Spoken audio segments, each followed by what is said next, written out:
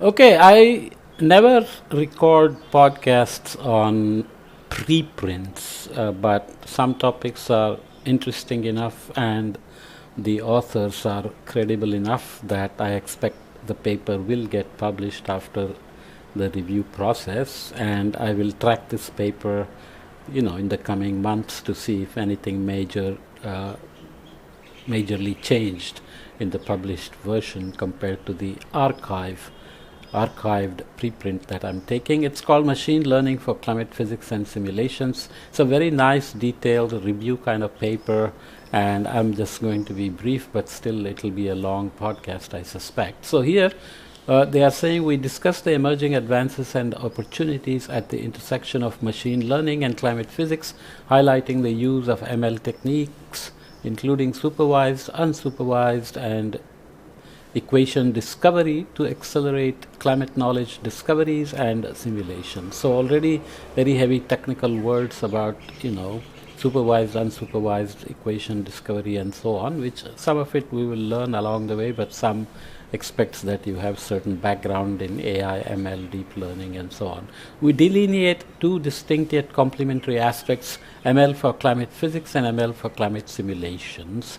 While physics-free ML-based models such as ML-based weather forecasting have demonstrated success when data is abundant and stationary, the physics knowledge and interpretability of ML models becomes crucial in the small data and non-stationary regime to ensure generalizability. So I have podcasts already on how Google is doing forecasts, and obviously they are not accounting for the non-stationarity coming from, let's say, climate change.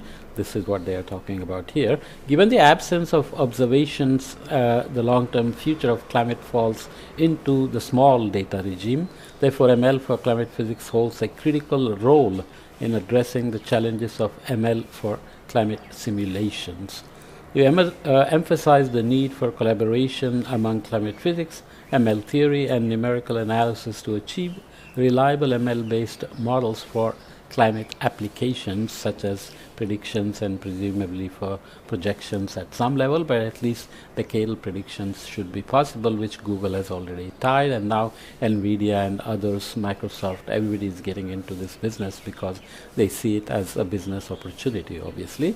Just some simple definitions we will read along the way. Model, of course, is a representation of the system to make predictions, and now we are combining first principles with physics-based, ML-based, or coupled, physics-based and ML-based coupled. Simulation, of course, is physics-based models solved numerically. For example, the general circulation model, GCM, is a climate simulation that solves the Navier-Stokes equations with some details about subgrid scale processes, which we'll touch upon here. Emulator in this article refers to a subset of models that fit the data, bypassing solving physics-based equations, and directly use data itself to find patterns and make emulations. ML-based emulators that fit the data with machine learning models, so deep neural network type things, bypassing solving physics-based equations. Again, neural networks which have some biases, as we will mention. These are function approximators. Here goes my throat again. Function approximators are parameterized by function operations and parameters gamma that are optimized to minimize a specific cost function L, specified cost function. If it doesn't make sense, don't worry, just try to get a gist of the story.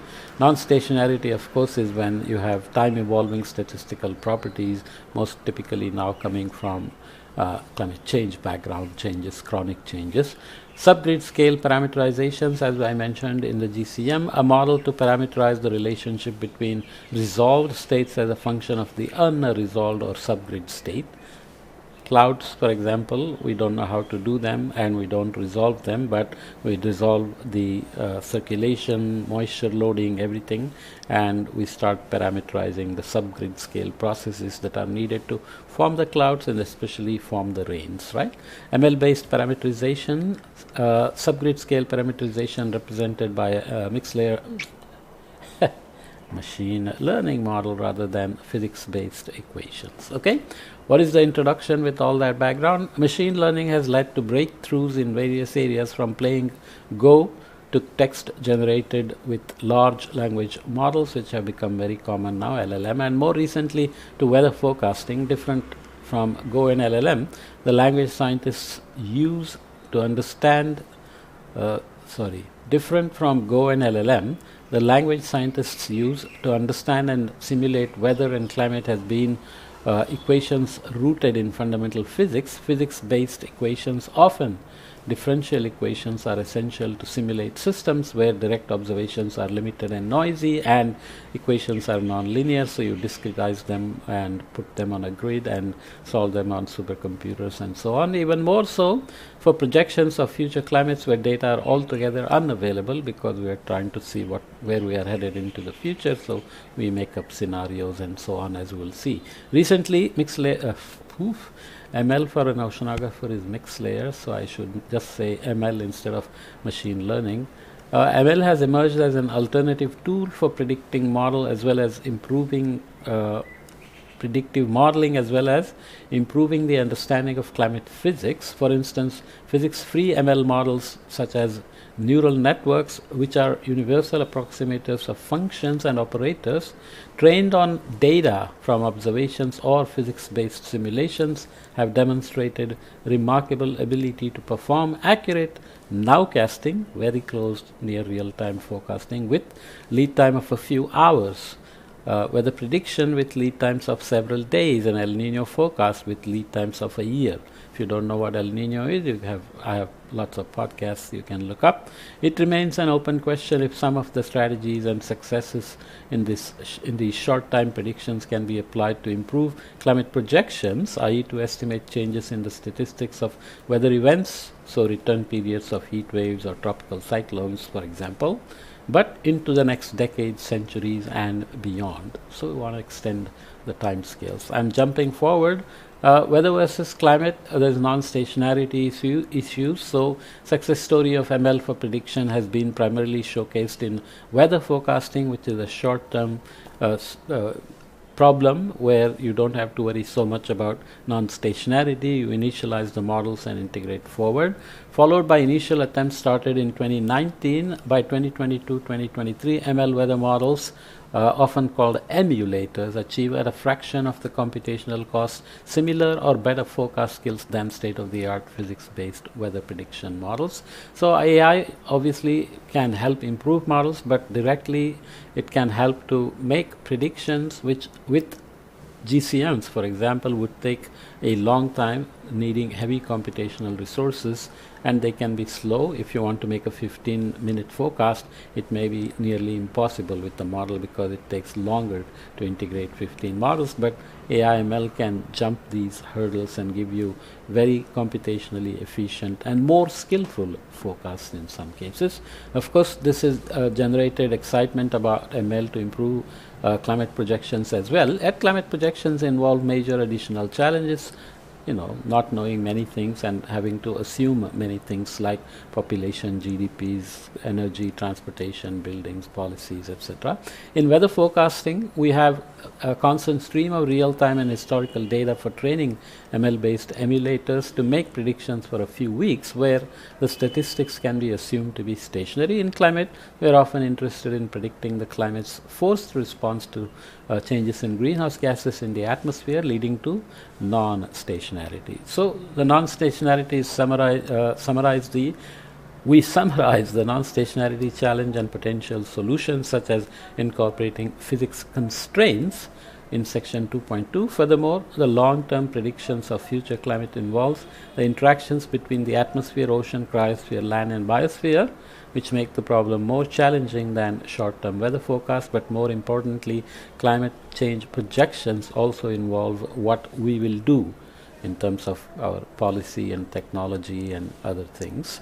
So here, looking at conceptual diagram of ML applications in climate sciences with respect to the availability of existing physics-based equations, availability of data, and interpretability. So availability of data and availability I'm not an English speaker, availability of physics-based equations. You have future climate needing data assimilation, inverse problems with the critical step, and you need, of course, subgrid scale parameterizations, equation discovery, which we will read in a minute, and supervised neural networks. So what data can actually help us with, and interpretability here versus availability of data. Again, you will need data assimilation and inverse problems. Basically, inverse problems are where you take the data and try to derive something that is constrained by what we have data for. Okay, so flux calculations or transports of ocean across a certain latitude, having just temperature and salinity data, and so on and so forth. So you can look it up if you wish. Okay, so equation discovery, subgrid scale parameterization, and supervised networks now going in this direction in terms of increasing availability of data and the applications for interpretability. Okay, so you can look up what interpretability is. Existing physics-based equations and data are two sources of information used for ML models. More physics-based equations are not necessarily more interpretable. For example, existing numerical weather predictions. On the other hand, equation discovery usually comes with regularization techniques to find the simplest set of equations capturing the dominant behavior of the system, enhancing interpretability. So they have another article, okay, they are not for editors, but they use the Lorenz model here, the Lorenz chaos model, which is very famous. If you don't know, don't worry about it. And they use that to make some of these points about interpretability, availability of data, and so on. What are the challenges in understanding and simulating climate? Climate system consists of obviously interacting processes that span orders of magnitudes.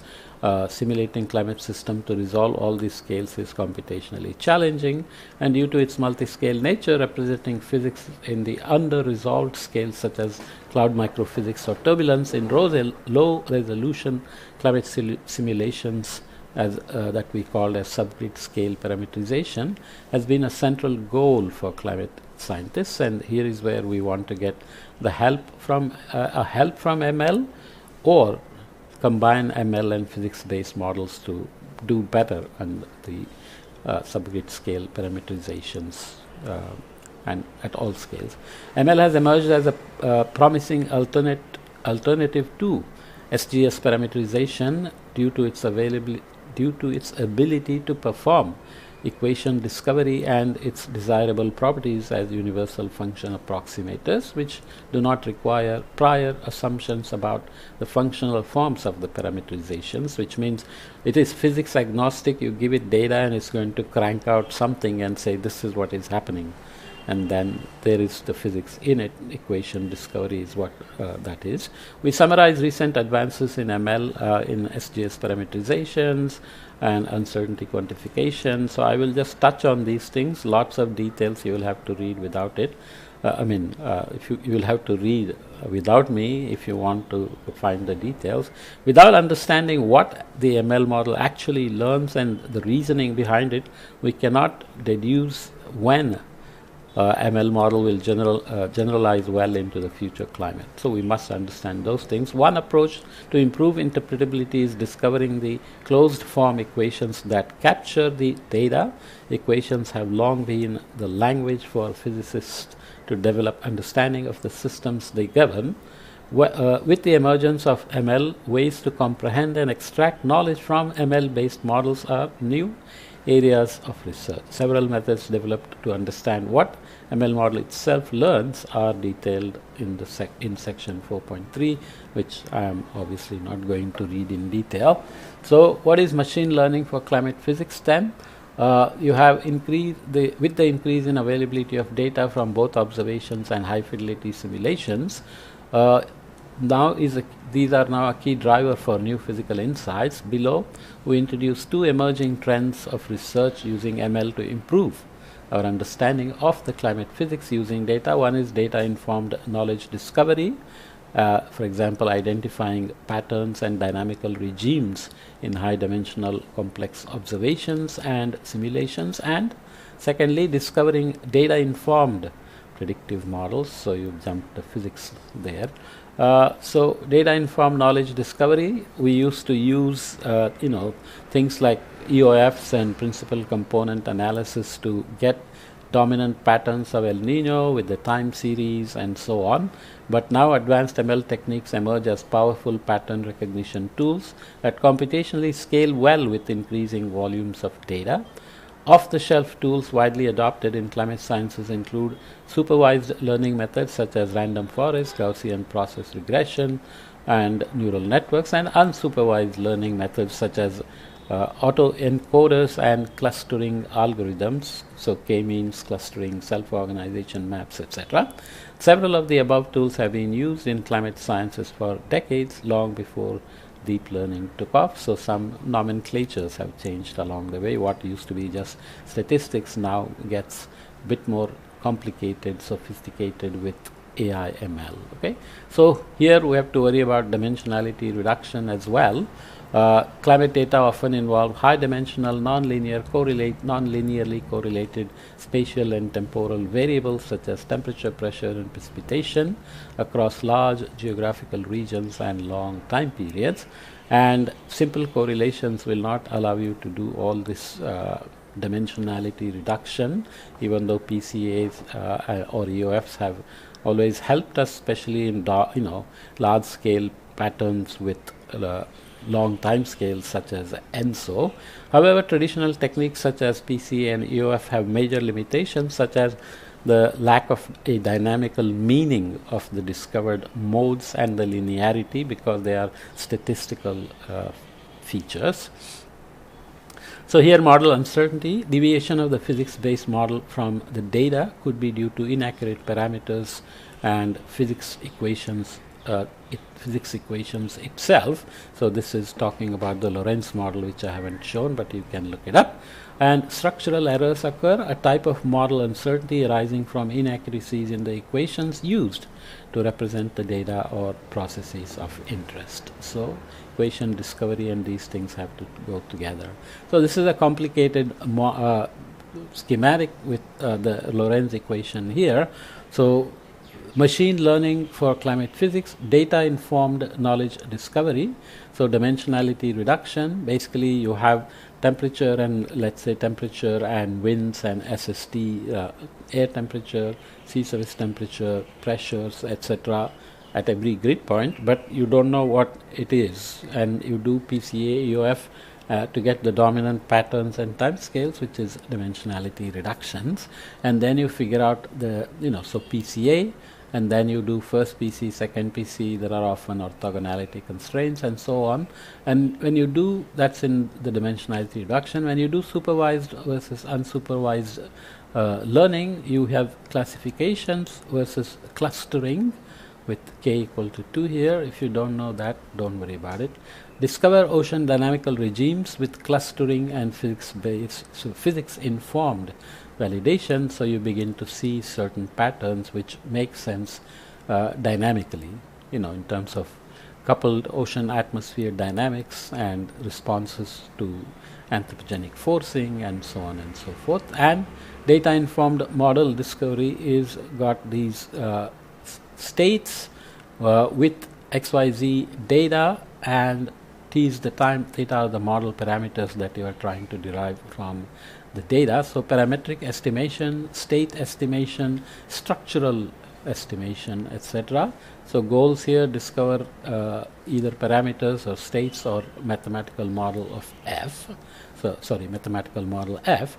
Ensemble-Kalman filter is an example of parametric estimation. Physics-informed neural nets and physics-informed neural operators estimate states, and sparse regression genetic algorithms give you structural estimation of F. Okay, so given x, y, t, z, t at lots of times and mathematical form of the model F. So you have some knowledge that you are trying to fit model 2, and so on. So then you want to predict data, which is the ultimate purpose. Of course, you can also be just trying to simulate, and you want to get the state variables and the F form, right? So parameter estimation, uncertainty quantification, and state estimations have to happen, and this is the climate physics part, and then you feed it or take feedback from machine learning for climate simulations, where machine learning for climate simulation again has goals of either doing subgrid scale modeling, machine learning emulators, or physics informed ML. I'm being very brief, but you can do weather forecast from T1 to Ti+1 with an ML emulator, or subgrid scale parameterizations. You want to start, go from data and not want to do high resolution and just do things computationally efficiently with ML based subgrid scale parameterizations in a low resolution model. Okay, I'm being very brief here. Better generalization capacity via incorporating symmetries into neural networks, so you can take physical properties and feed it into ML, into NN neural network, let's say, to generalize the capacity. So here, learn SGS model for subgrid scale modeling, machine learning, discover a model parameterized by ML that best fits given data set, and so on. So I won't go into the details because I'm being lazy, and my idea is to give you an introduction and not go into details. Data informed model discovery. Apart from distilling knowledge from data, physicists have been developing predictive models to describe observations for centuries. So not going into a model, but just use observations themselves to interpret, develop predictions, statistical predictions, you can say. Utility of a model, if it accurately represents the observations, lies in its ability to make predictions when the data is unavailable, such as projections about the future. Not exactly the same. Fitting historical data to a model and doing short-term forecasts versus going into the future as an extrapolation are a little bit different, but approximately the same. Okay, so in this section, model discovery, we mean discovery of mathematical equations. So this is what it is about. Physics informed ML algorithm and its applications in data assimilation, where you are blending data into a model either to do reanalysis or dynamically interpolated gridded data with no gaps in time and space, or you are also going to do initialization for forecasts with assimilation. So you have space and time with hidden layers, as is typical of neural networks, and you have output states. You have mathematical models that you have already formulated either from first principles or, let's say, equation discovery, and inject training. So there is a cost function you are trying to minimize with some data loss and equation loss terms. So you have to check physical consistency and so on. So it's a, you can see it's a multiple iteration loop. You are going back here, coming forward here, and coming forward here, and then you have to also do sparse data inference and inferring non-measurable states, such as glacial ice viscosity for ice sheet models. We don't know what it is. Okay, so we have to infer them from the existing data, reconstruct initial conditions for hurricane forecasts with sparse data. Okay, let me get my tea because I'm feeling, my throat is drying up. I need to drink something, so I'm gonna pause it. Okay, so here is my cup of tea that monsoon has ended. It's fairly dry even though it's warm, so I'm not sure what is bothering me, some sort of an allergy or maybe just some bug that many people seem to be carrying these days. Machine learning for climate simulations. Then we discussed two major directions leveraging ML methods to improve the accuracy of climate simulations. One is, of course, subgrid scale parameterization, aimed at developing more accurate climate models via better representation of small scale which are expensive to resolve by increasing resolution, and they will help physical processes to be captured better, such as clouds and rain, for example. Emulators aimed at generating large ensembles of simulations or directly the statistics at a fraction of the computational cost of a physics-based climate emulation. You do ensembles to basically see what are the potential pathways the future can take. Mother Nature gives you one realization of a weather or a season, but in theory she can go in many directions, and models can tell you what are the different paths Mother Nature could take. Okay, so these two approaches are briefly discussed below. I'm going to be very briefer than their brief. Uncertainties in climate projections. I won't go into details, but basically in the first decade or two, the model uncertainties and internal variabilities dominate. But as you go into longer term, the scenarios that we create, sustainability, bioenergy, carbon capture, transportation and policies, etc., business as usual, fossil fuels, renewable energy, etc., begin to determine the uncertainties in the projections. So subgrid scale parameterizations, we already talked about it a bit. The process of interest varies on length or time scales smaller than a climate model's resolution, which could be let's say 50 kilometers, but obviously clouds are happening at fraction of a kilometer and so on, and equations to describe the processes are not known, such as cloud formations or the interactions of aerosols with clouds and so on and so forth. Okay, so the general idea is to use observations or high resolution simulations to learn a data driven representation or closed form equations of the subgrid scales term 2, which I didn't show. Examples of the latter approach were discussed before. We mainly focus on neural net approaches. So I'm going to jump forward and talk about climate emulators. Spatiotemporal emulator is an emulator with predictions that evolve with space and time, such as weather forecasting, seasonal forecasting, etc. Initial value problem: a forward model fz with predictions for zt. So z is the variable you are trying to predict at time t, subject to the initial condition z at t0 specified at time t0, fairly obvious. Boundary value is when, of course, zt is subject to the boundary condition of z at x0 and t, that can be time evolving at the boundaries of x0. In a simple way, ocean is not evolving mostly during weather predictions of a few days, but if you want to go for multiple weeks or seasons, then the ocean also begins to vary. So atmosphere state at every location is affected by the ocean temperatures. So emulator refers to several types of tools in the climate science literature. In general, an emulator is trained to mimic data from physics-based simulations or observations to substantially reduce the computational cost of producing new climate predictions, for example, other climate conditions within the distribution of the training data.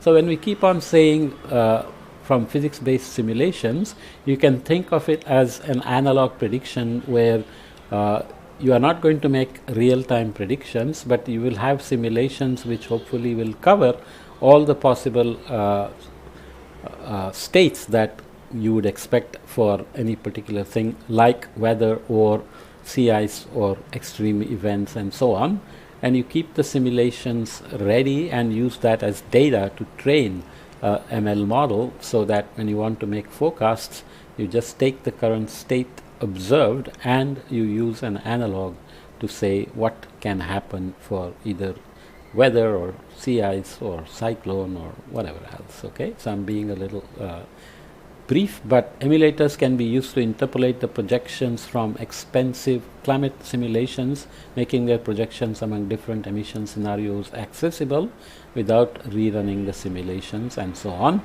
It remains to be demonstrated that their skill is superior to that of pattern scaling emulators, i.e. emulators that regress regional temperatures on global temperatures or cumulative emissions and so on. But there are already various ML techniques, emulators that are working, such as Climate Bench, and they have been employed to estimate climate impacts of anthropogenic emissions annually up to 2100. So we are doing something that has uncertainties, and now we are saying they are too expensive to keep doing, so we want to use the existing simulations to do it by reduce computational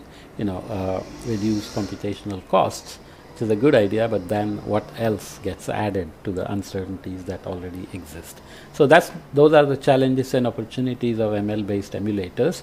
Emulators can address the climate response to a particular emission scenario and internal variability, which is the natural variability, and its uncertainty. However, emulators are at best as accurate as the data they are trained on, which may still contain model uncertainty. This may be partially overcome by training with data from very high resolution yet very expensive simulations, such as the emerging global 1 kilometer runs or the K-scale models. Nonetheless, major questions about the stability and physical consistency of the trained spatiotemporal emulators need to be addressed.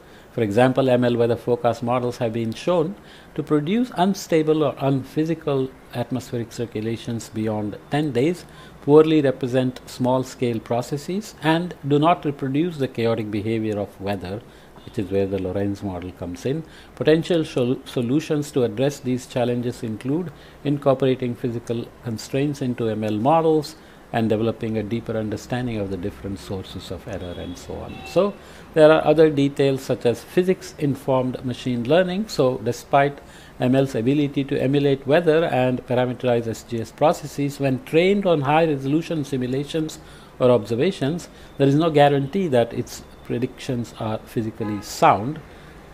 For example, conservation of mass or energy is not guaranteed by just running ML on data. This physical inconsistency is problematic and makes long-term climate projections using ML-based emulators and ML-based parameterizations not trustworthy. That's where physics-informed ML comes in. Incorporating physics constraints such as conservation laws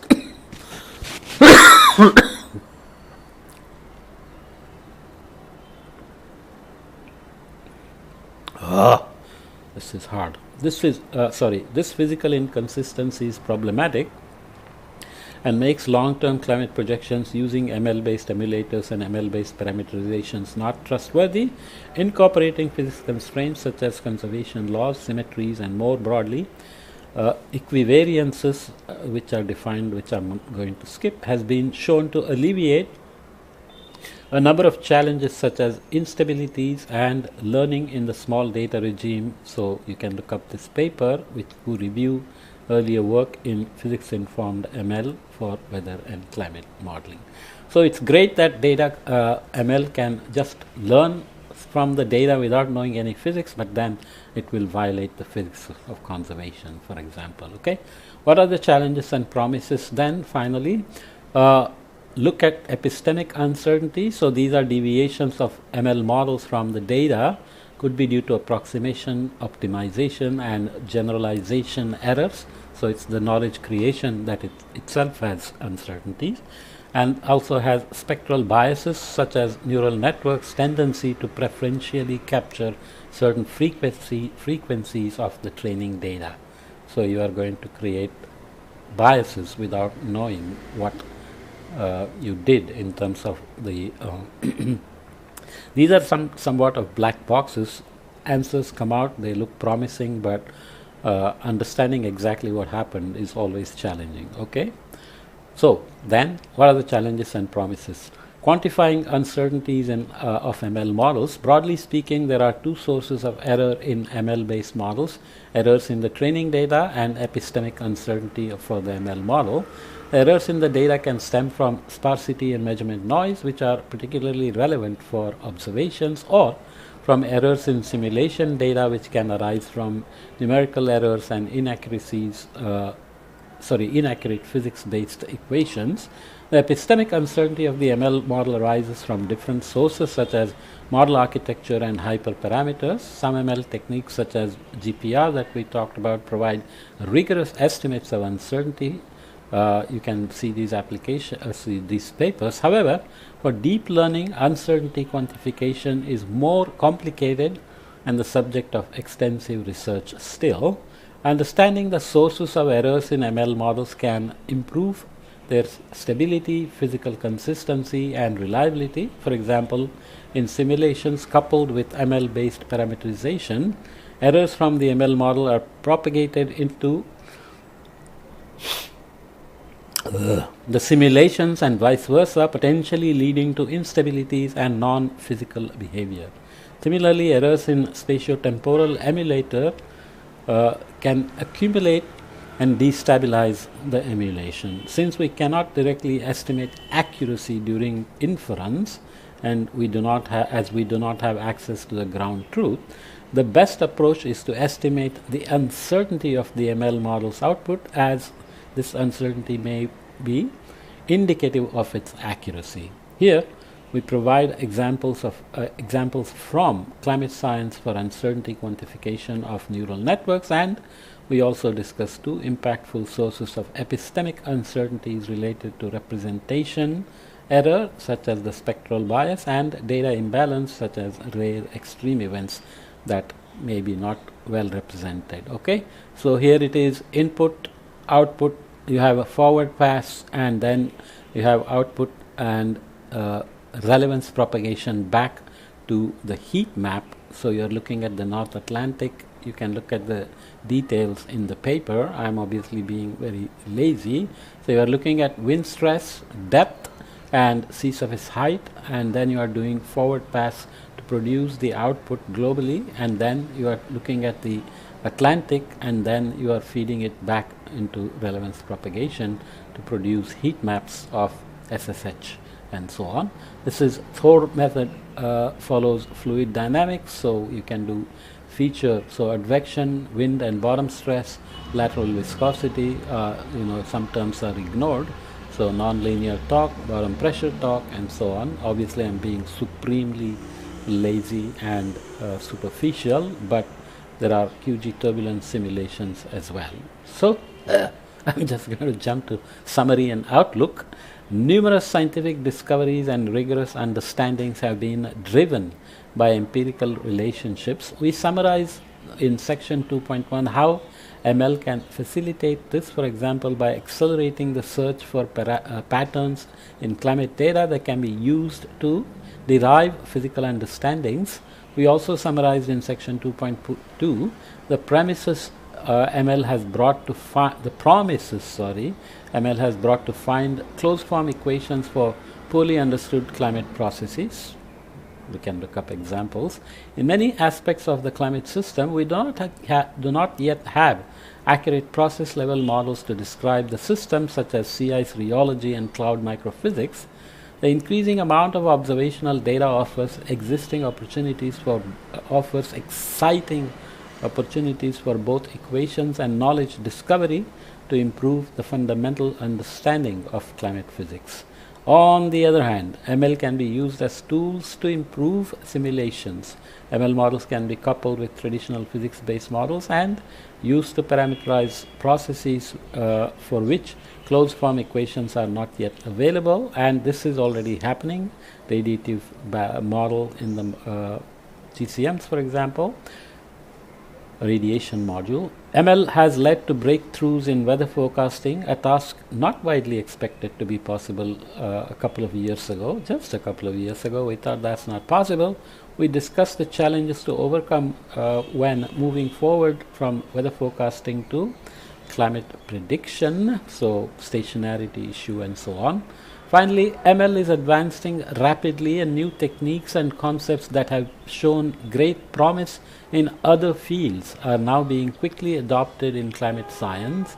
Notable examples as of this writing include diffusion models, large language models, and foundation models. For a discussion of their design and implementation, and for a downstream task involving gravity waves, look up reference 161.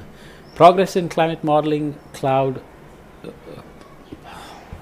It's my lunchtime, I'm so hungry.